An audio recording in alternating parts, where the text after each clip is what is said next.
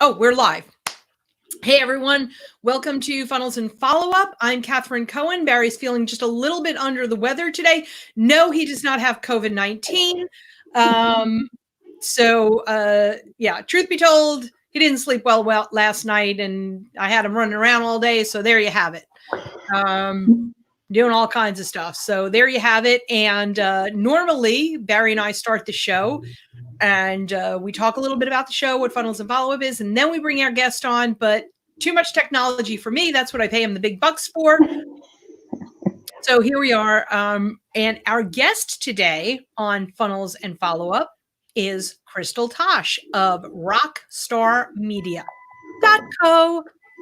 Yes, .co, not .com, not to be confused with .com. Well, Kat, I'm super excited to be here. I am in Kentucky. It's about to rain, so I love jumping on these with you guys and talking. I just had you guys on my show, so it's fun to be on the other side. Yes, you did. We're all talking social media for today, what we should be doing, what we shouldn't be doing, why you need it, places to be and hang out. So I'll let you ask the questions instead of me this time. Well, let's talk a little bit about what you're doing right now. You're calling it the Quarantine Show. Yes. Because you are. And what are you doing on the Quarantine Show? That is, so everybody, the Quarantine Show is a podcast and it's part of your funnel. It brings people in, it attracts people to you, and you do your podcast on social media. So go. That's true. So the Quarantine Show honestly just developed overnight. It was like, well, I'm going to be locked in my house. I can't go see my clients anymore. I can't go to networking events, B&I and things. Yeah. So what can I do? And the Quarantine Show so far doesn't have a set time. It's honestly like as many lives as I can get in a week. So I've interviewed you guys. I've interviewed weight loss people. I've interviewed a doula. I've kind of any type of business, honestly, I'm featuring on the Quarantine Show so that we can just talk, and we can talk about how the realities of what's happening is affecting their business. We even kind of talk about strategies on the show that could help them. And it's a good way for just their company and my company to stay top of mind right now and use the power of live video. So live video is like the king of all things for social media. So it's a great way to get your name out there and get in front of more people. Absolutely. And let's talk about that. But first, you said something, and I'm always self-serving, ladies and gentlemen. Are you a member of BNI? I am. And this is the one-to-one. This is the one-to-one. Okay. So. Yeah, it's true. You can count it. Yep. We have a little chapter. Well, there's two chapters here in my little corner of the world, and our chapter is the fastest growing in the region. So we're pretty excited about that. Excellent. So a lot of my BNI members, we're missing each other right now, but we have turned to Zoom for meetings. So, right. We are all on Zoom, and that seems to become the new social media. So right. For obviously, you know, the podcast, like those horrible high school pictures of you, are on the internet forever. Yes. And we want this to be evergreen, but we also want it to be ever relevant right now. So tell us, what should people be talking about right now? And in the interim, I'm going to put, I think I put up on the screen, your company socialmedia.co, rockstarsocialmedia.co. Oh, okay. So let's delete the comment. There you go. So you asked what people should be talking about. Well, right now is an unprecedented time. I don't know if anybody's aware, but some real shiz is going down, and people have to acknowledge the elephant in the room. You cannot go business as usual. I mean, yes, you can still be selling. It really depends on if you are already online before this started happening. Lots of online businesses are still moving forward. Those who were reluctant to be online now all of a sudden see the value of being online. Sure.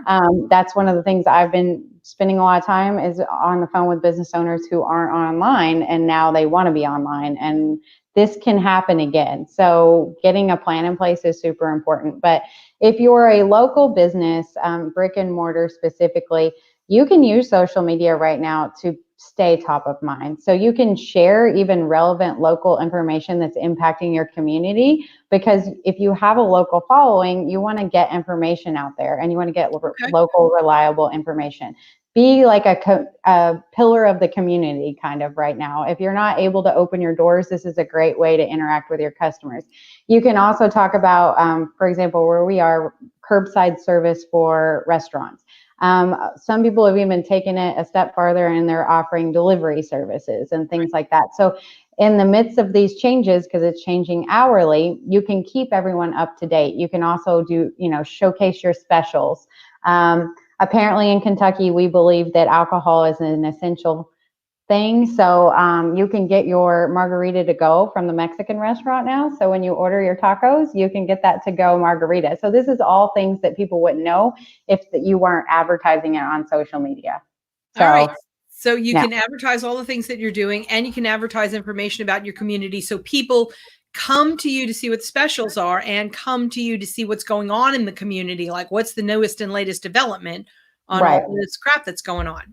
Exactly. And it's also just important to share positive things. So I've advised a lot of clients to just stay with a positive message. Acknowledge if your business is impacted by this. Obviously, we all are. Specifically, if you're in like health and wellness or something like that, you can share things to keep people healthy, but stay on the positive side. Facebook's full of negative, crazy talk all the time. So you want to try to steer clear of that. Even in your personal, I think, interactions, it's okay to have a brand. It's okay to have your personal opinions. But right now, I think just trying to be that person that's got a plan and is positive is important moving forward. So social media is not just what you're doing under your business name, it's what you're doing under your personal name. Exactly. I don't believe that there is a clear difference. So whether you have a business page and a personal page, your personal page still impacts your business. So it's really important to keep things in mind whenever you're posting, because in my opinion, it's blurring the lines. When you're in a business and whether it's brick and mortar or you're a coach or a consultant or you have an e-commerce store, the person you present online, even in your personal exchanges, impacts your business. So just be cognizant of what you're doing. And I truly believe people need to be authentic with who they are, but there's a way to be authentic and have your ideas, but without it being completely negative and the only thing you talk about. So if you do have an opinion about something, just, let's see, should people address political opinions of what is going on right now? So I'm going to say no. I think that you keep that to your close friends, but it can definitely impact your business. And I'm not saying be everyone's you don't have to love everything that's going on, and you can voice your opinion, but just in a respectful way. We don't want to kind of add fuel to fires. And it's definitely not good to get in Facebook arguments with anybody if you have a brand that is built around you as a person.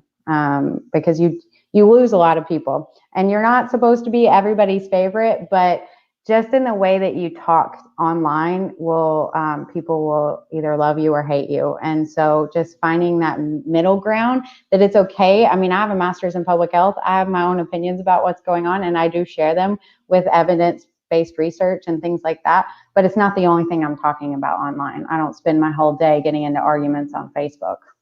Okay. Fair enough. Thank you, Katie, for that comment. Thank you for that question. What makes you the social media guru?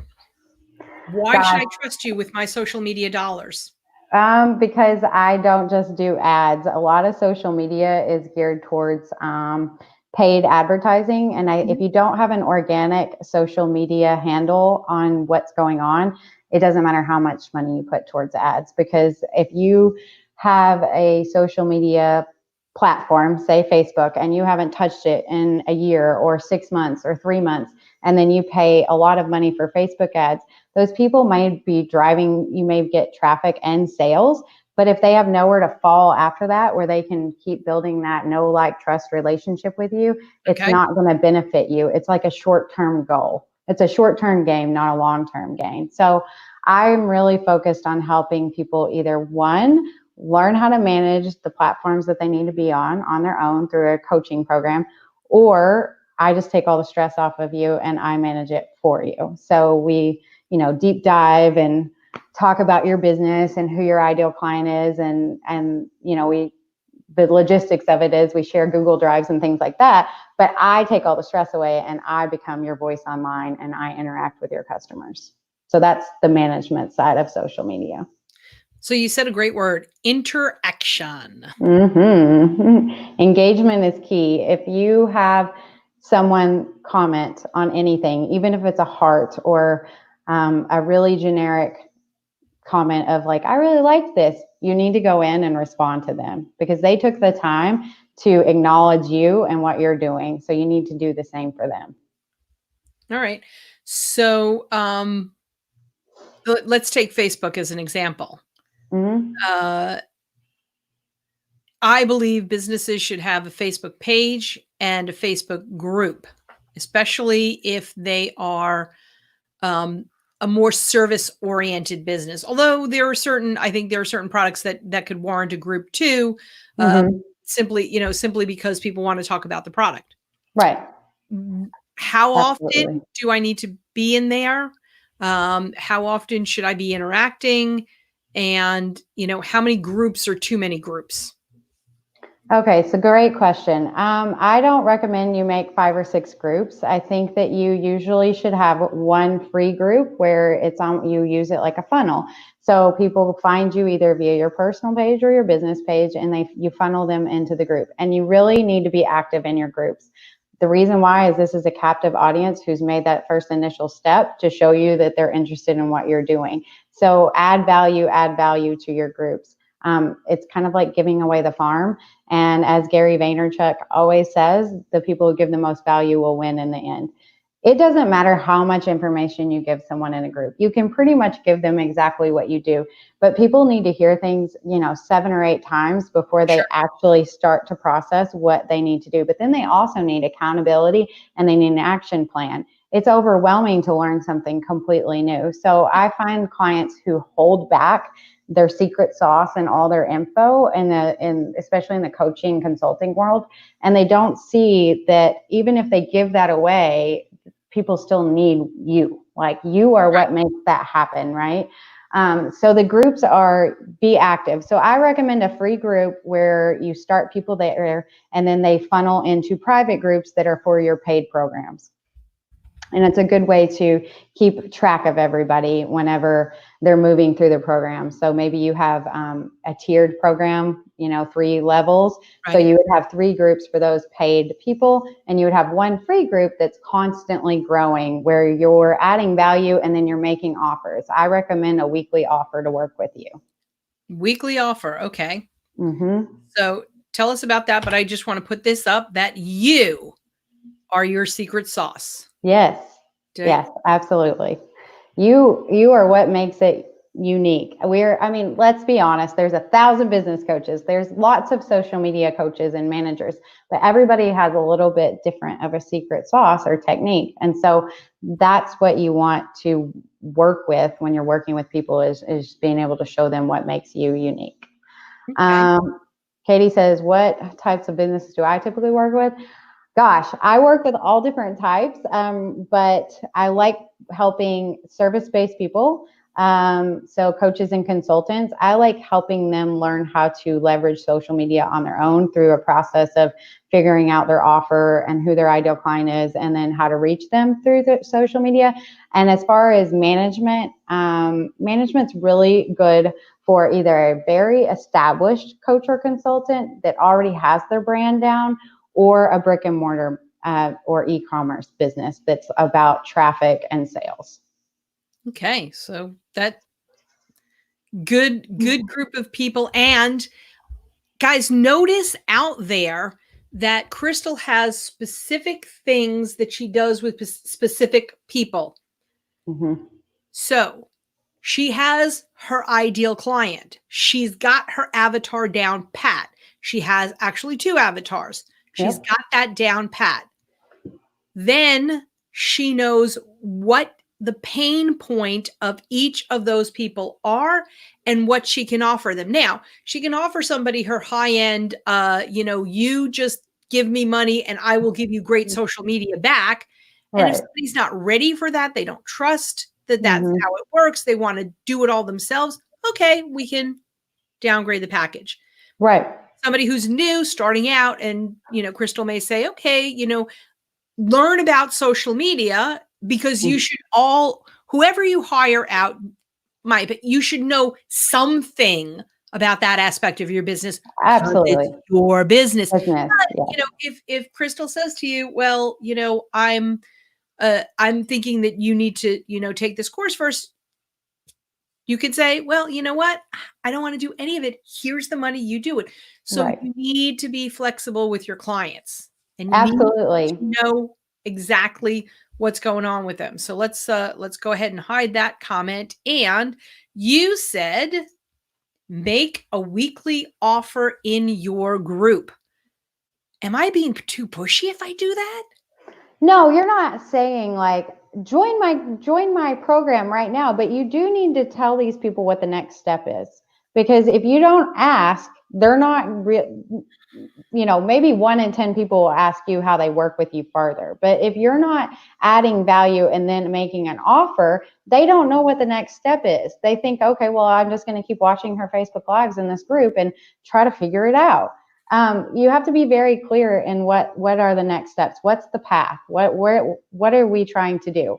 And what you talked about, pain points, Kat, and it always comes down to this: time or money. Most likely is you're either saving people time or you're increasing their money. And sometimes if you save them time, you're doing that. Or if we're specifically, if I'm working with an e-commerce store and we're doing ads, then we know that we want to spend a certain amount of ad spend to increase a certain amount of traffic to increase their sales. But if I am working with a brick and mortar that is like a resort and they have a very good brand and there's people already coming, then it's more like brand awareness. It's showing what specials are going on, tournaments, things that are engaging the community so that you stay top of mind. But it's still taking something that is a struggle for them to do off their plate so that they can go off and do something else that's income generating. Right. So if you know your client or your avatar, then you know their pain point. And if you know their pain point, you can do for them what is most needed and most effective for them. Right. I mean, and that's what I talk about so much with social media and why people need some sort of social media in some realm. I mean, if you're brand new to this, you can watch some YouTube videos, but you almost need someone to sit you down and pull it out of you. Like, what is it that you do? And that's what you guys do. So if I could put everybody on a like conveyor belt of business, it would be start with a business coach that's going to help you figure out what you do, who your ideal client is, what their pain points are, and what your offer is. And then you need to come see me so we can figure out how to scale it, get it out, and reach those people. Like, what platform are they hanging out on? Sure. You don't need to be everywhere. I tell people that all the time. You need to be predominantly where your target audience is, where your ideal clients hang out. So what is their age demographic? Are they creatives and on Instagram and TikTok, or are they more brick and mortar business folk and traditional? They're on Facebook. So do you mean that if my target audience is 45 years and older and, entrepreneurial professionals, I shouldn't be on Snapchat? You can, but I wouldn't spend my time there. It's not going to be a good ROI. It's more of a time sink. And that's where a lot of people get overwhelmed with social media, is because there are so many platforms and they think, oh, social media, I have to be everywhere. But you don't. I mean, you really don't. But I always tell people focus in on, 1 or 2, depending on what you're doing. I will say TikTok's growing and I see the benefit of TikTok for certain businesses, but it's not where every business needs to be. Right. So everybody somehow or another ends up on Facebook.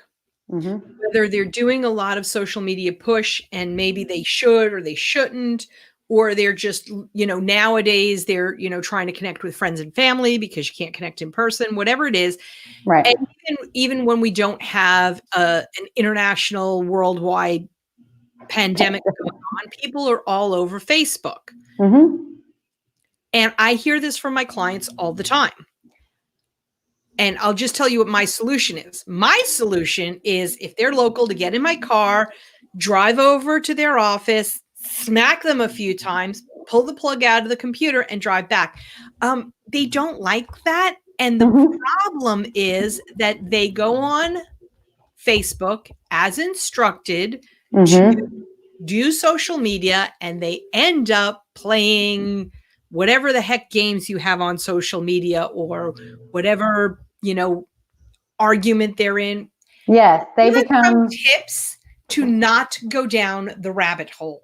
It's hard for everyone. So I will say that you just have to time block. You have to say, I'm going to accomplish XYZ at between this time and this time on Facebook.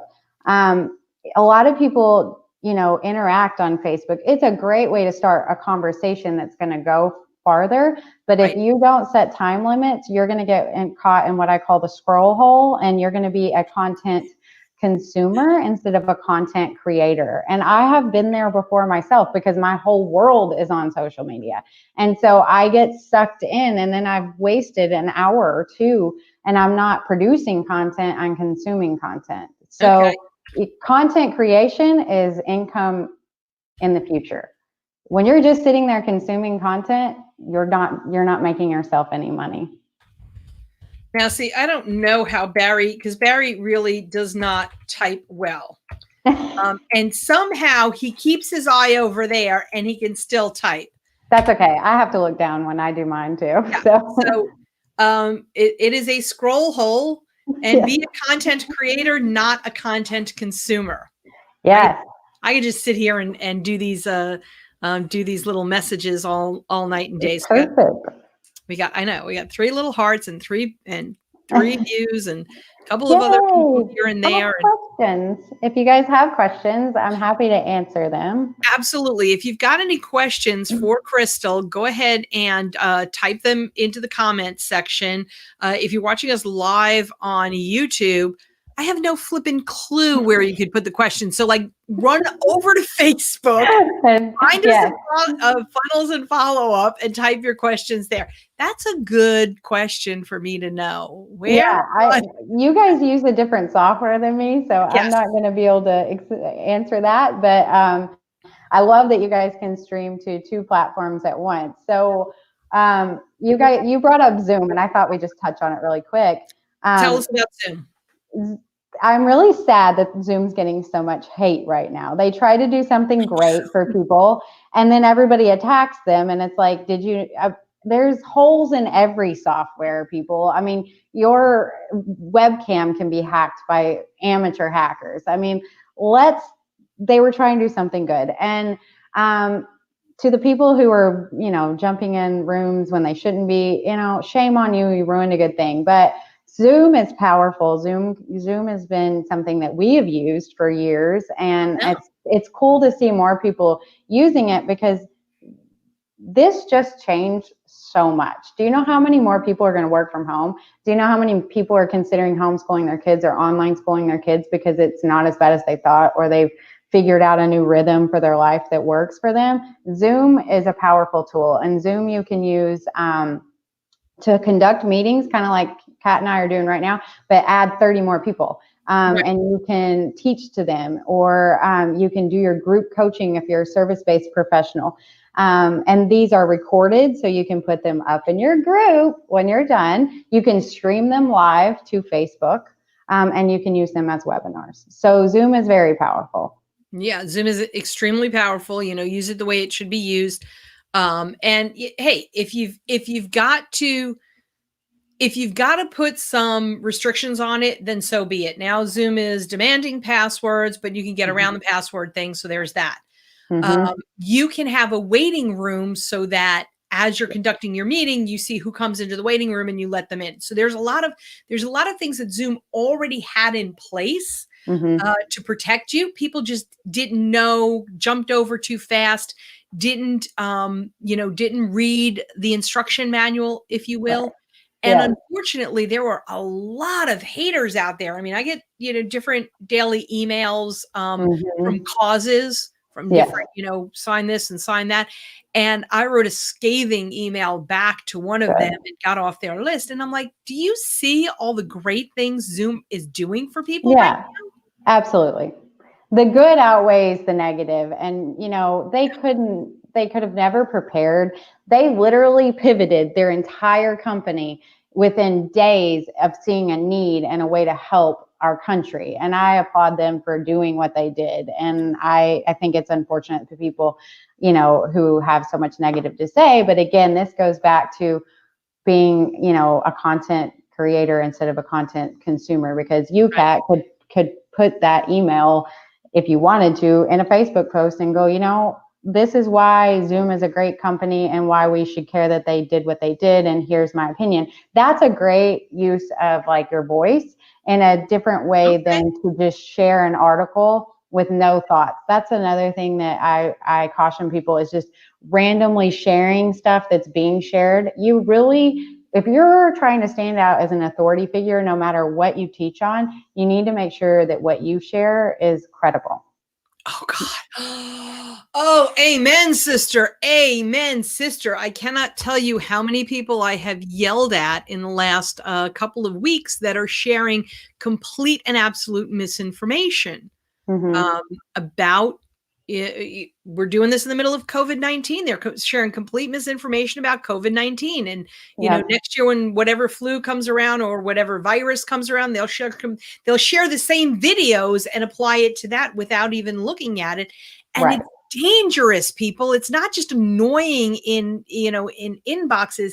It's dangerous. And I cannot tell you how many business owners have lost complete credibility with me. That's my point, is that people think that because they didn't post it on their business page, that it's not going to affect them. And that's where something as a company that I always say, in social media, it's about blurring the lines, both good and bad. So depending on where you fall on certain things, what you say matters. And I get it. Listen, there's people who are conspiracy theorists and that's their thing, or there's people who love certain things. It's fine to be who you are, but you really, when you're running a business, you need to be careful about where you share that information. I mean, it's best to keep it with your close knit friends. I mean, I have like 2 or 3 good ones that I talk to on a regular basis. That's where you go vent all of your crazy to. And everybody's got their own crazy. I don't care what anybody says. Everybody has something, but we don't really want to have that in the forefront of our business, even on our personal page, because if anybody knows you, they know that you own a business. Okay. So, and I know this is not a personal favorite of yours, but let's talk a little bit about LinkedIn. I love LinkedIn. LinkedIn versus Facebook. Oh, well, if you're a business to business, if you type of person like me, I work with businesses. LinkedIn is a great place to spend my time. Again, be a content creator, make yourself an authority, put consistent messaging out there, share your personal story. Let's talk about what I hate about LinkedIn, and that is that every time I get on my LinkedIn, I have 40 messages of someone trying to sell me something without even knowing me. That is why people don't like LinkedIn right now. And it's unfortunate because it's a great tool, and if used correctly, it can be very powerful. I mean, when I first moved back here from Seattle, I used LinkedIn to connect with some very big movers and shakers in my local community because I found them on LinkedIn. I messaged them a personal message and we sat down for coffee. That ultimately resulted in me being offered jobs and all sorts of things. I mean, I'm on the health coalition because of it, but I was even told by them that they hadn't been messaged or approached the way that I did. So there's a technique to doing it. Okay. And it's not like a mass copy paste. You really have to know who they are. What are they doing? Where did they go to school? Take a minute and read their whole life is in a resume form on that LinkedIn page. Get to know them. Where can you relate to them? So, and then message them and ask for a legitimate, be honest about what your intentions are too. Nobody likes trickery. No. Nobody wants to be tricked. And whenever you try to be inauthentic, or you try to be sneaky, people can pick up on it. You're not fooling anybody. Yeah. You can smell it. I mean, that's the only way I can describe it. You can like smell it through the screen. There's something like, I know I read something and my nose goes like that, as if somebody who stunk walked in the room. It's really weird, the reaction, but that's my reaction anyway. Yeah. When we started talking, you mentioned that in fact, video, live video is king. Yes. Why? Because Facebook loves it. The algorithm favors live video. You're going to auto populate into twice as many feeds on your business page if you use live video. And so here's the thing. The stats of live video is sometimes people don't watch on more than 3 seconds, 6 seconds. But if that video is auto-populating into more feeds, you can go in and adjust your heading over your video that you just made to cover all the topics that your bullet points, and make your offer. If it's to join your group or something like that, you link everything above that video. So they're getting the information even if they don't watch the video. But you're being exposed to twice as many people.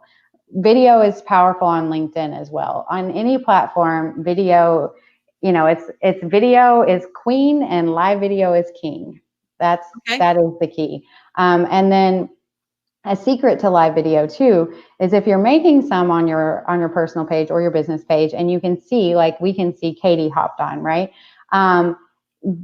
When you're kind of just starting out and you're not super busy, it's best practice to get off of your Facebook Live and actually PM whoever watched you and interacted with you and thank them for their participation. It goes a long way. People like to be doted over. People like to feel like they matter too. And so just saying, thanks so much for taking the time. It was, it helped me out because I had interaction, and it made it less awkward for me. Just be honest. It goes a long way. They're more likely to watch you again. Wow. Okay. So that I did not know. That is a super cool tip for everyone, that going and PMing them after your live video. And what about recorded video on LinkedIn? Because not everybody can do LinkedIn Live. Right. Yes, recorded video, same thing. Like, just be cognizant of who's going in and commenting on your videos, and tell them, like, thanks for making that comment, and just expand on the conversation. Sometimes you can take that conversation off of there into the direct messaging. And it's always just about getting to know people on a more personal level. And, it's okay to make an offer. If you genuinely believe that what you do changes lives and it adds value, there is no harm in going, I think you're the perfect candidate for what I have to offer because XYZ. They'll ultimately make the decision, but you have to be willing to also offer what you do. And it's not salesy and weird if you create a genuine connection and conversation, and then you say, here's how I think I could help you, or this is why I think what I have to offer is perfect for you. Right. They can say yes or no. And you don't do it with everyone, because everyone and anyone is not your client. No, thank you. Yeah, that's super important too. I tell people that whenever, we're talking about social media, because sometimes people say, well, I don't know, I'm going to offend blah, blah, blah, which goes back to my point about, you got to be authentic, and there's a fine line, but don't be the conspiracy theorist sharing crazy information, but also own who you are. I say curse words. I've said them on stage speaking at events. It's who I am. If you don't like it, I'm not the girl for you. Right. I can't help it. I'm not purposely like going out of my way to do that, but sometimes I'll drop a curse word. And if you're super offended, we don't need to work together, because I promise in a meeting, I'll probably drop another one. Exactly. So, again, that's the ideal client. Know who you are before you start going after people. Know who you are. Yes. So, if your ideal client is prim and proper like the Queen of England and you are not, reevaluate, because you're going to be starving. Right. Know who you are first. I agree with that completely, Kat. Like, know who your authentic self is, get comfortable with who you are, get comfortable expressing yourself, and being okay with the feedback. Listen, you're not for everybody. That's okay. You don't want to be for everybody, because if you're for everyone, you're for no one. I mean, like if you're speaking to the masses trying to please everyone, I promise your message is being drowned out by someone else. Absolutely. You want to attract, your vibe attracts your tribe. I don't know who said that, but it's all over the internet. And it's true. It's who you are. Well, the right people will come to you. I also try to teach people that. And I know you teach the people that you can't go after everyone. So don't. Stay in your lane, do what you're good at, share your message. The right people will be attracted to you. If only I could spell. I'm the worst speller. If Grammarly wasn't on my computer, all of my social media posts would have lots of errors. Let's see. Let's put this one out here. There we go. Right? Did I get that right? Your vibe attracts your tribe. Yep. It does. And that's okay. I mean, that's what you want. You don't want to just be for everybody. You can't. Just think about that. You can't please everyone. And if, I hear a lot of times, well, so-and-so said this bad about me, or somebody made a negative comment. Listen, bad press is press at the end of the day. Yeah. I've been torn apart in a group before, but you know what it did? It actually ended up benefiting me, because it made people notice me, and then they came over towards me. So, it's engagement. Some people delete negative comments. I just address negative comments. Right. Without necessarily picking a fight, like Yelp, which is social media. If somebody makes a negative comment about your business on Yelp, that is an opportunity for you to publicly fix the problem. It is not an opportunity for you to say, you're an ass. Right. Absolutely. I did the right thing. Yes. Same thing with like Facebook. I mean, I've seen people kind of get torn apart on business pages and stuff where there was a bad experience, and it is a public opportunity for you to make it right, or to at least share both sides of the story and offer. You can disagree with your customer if something was really bad, in a respectful way. You can also try to make amends. I'm sorry, if you come back, we'd like to XYZ. But you have to look at all the eyeballs that are out here that can see that, and how you handle that situation speaks very, highly about who you are. And if you just try to delete that comment, it's going to, listen, if you delete stuff, people will know. Right. It's better to just address it and move on. Right.